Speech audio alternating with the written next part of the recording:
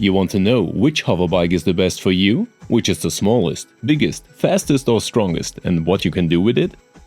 Then you are right here. Because in this guide we go into all the differences of the 5 currently available bike series in the game. And in addition, we squeeze the smallest bike in all possible shapes, with which you probably did not expect. For $40, the Dragonfly series is one of the most expensive bikes currently in the game and also the largest and highest. As a feature, the Dragonfly has the ability to take a passenger with it who can also fight during the flight, and also it has 2 weapon hardpoints with a highest possible damage of the available hoverbikes.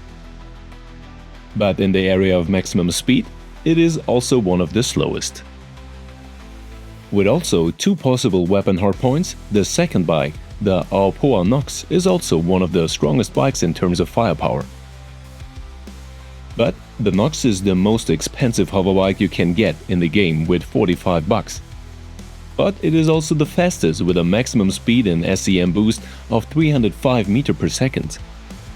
The Nox is significantly narrower than the Dragonfly, but with a length of over 5 meters, also not a small thing and therefore does not fit in any ship. So, if you are looking for the maximum speed, you are well advised with the Aopoa Nox. And with the Nox Q, there is an optical different version, which is otherwise identical. The consolidated Outland HoverQuad has the special feature that it is quite cheap at $30 and unarmed on the other hand. The maximum speed exceeds a Dragonfly but does not reach a Nox or other racing variants of other bikes.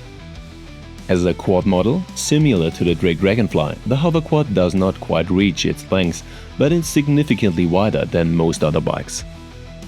And as a special feature, the HoverQuad can reach the highest internal storage capacity with 0.6 SCU. With the Origin X1 series, we have the X1, the X1 Force and the X1 Velocity, where the standard variant starts at $40. The armament of the standard and also Force variant does not reach the Dragonfly or the Nox, as it only has 1 weapon hardpoint. And also, the racing version is not as fast as the Nox. As a special feature of the X1 Force, it has a shield that protects you from damage, unlike almost all other bikes that do not have a shield. Of the measurements, the velocity is quite long, as just over 5 meters as the smallest variant, and the width can be measured with other small bikes. But let's go to the Mirai Pulse series, which is available as a standard version from $30 and with a small upgrade for the racing variant. And we will go, of course, into detail on the Pulse, as it is by far the shortest and narrowest bike in the game and therefore fits into almost every other spaceship. But the Pulse in the racing variant cannot beat the Nox in racing, which also affects the firepower to the Dragonfly and Nox.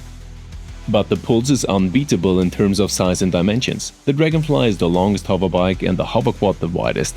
On the other hand, the Pulse is in every version the shortest and also narrowest version. And the same applies to the height, even if the engines or the energy is completely deactivated. Here too, the Dragonfly and the Nox are the highest. The Mirai Pulse series is the narrowest and smallest here. This gives each bike a different purpose or supports a different focus. But if you are looking for a small vehicle to get from A to B or to take a shot from time to time, then the Mirai Pulse is the cheapest and easiest to advise in the standard configuration. Because, as we will see in a moment, this little bike fits into almost every ship, even if it doesn't have an interior space for vehicles. We'll start with our standard recommendation for entry-level ships, the RSI Aurora. Here we are in the orange area, which means that the Mirai Pulse or the Pulse LX fits into the interior and can be transported. But this is not a safe affair, so it may be that you slip through the ceiling when entering or exiting with your Pulse. And the same applies to the Origin 100i. Here too you can load the Mirai Pulse or the Pulse LX without any problems, but unloading can cause some problems. So also at your own risk. Therefore, we always recommend that you have a multi-tool with a tractor beam, because then you have the option of loading and unloading outside of weapon-free zones, also with the tractor beam, which simplifies the whole thing a bit. And this is especially recommended for the Mustang Alpha. Here you can drive in, but you can only do it with a tractor beam. The parking process in an Anvil Pisces series is possible without any problems, even if you are probably hanging in the ceiling when entering. But this is only optical. Here, you have no problems entering and exiting, as well as during the flight. The bike is safely stowed here. Also safely stowed, but not really recommended, is parking inside a Gataxo Glen. Here you have enough space for your bike and you can still get past it. But this is a bit tricky.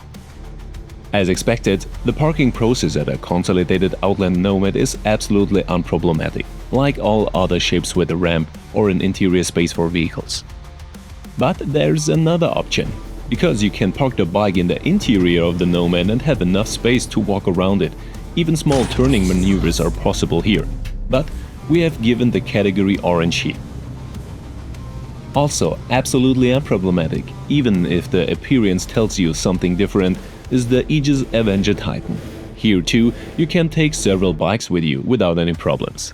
So, the green zone. And an absolute surprise was the Origin 300i, which, with its small cargo lift, offers enough space also for 2 bikes, and here also offers absolutely unproblematic parking. Green. And don't worry, your bike is safe even during the flight.